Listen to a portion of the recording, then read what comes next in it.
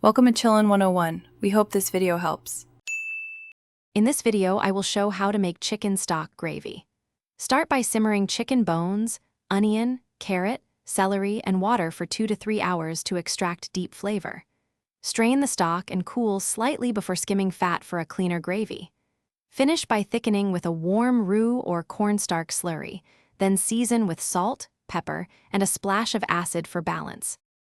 Begin with cold water and roasted bones to pull maximum collagen and flavor into the stock.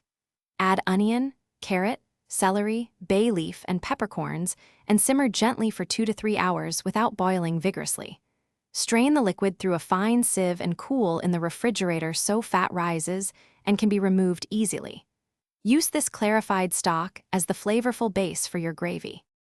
If this video is helping you, please subscribe and like for more easy recipes.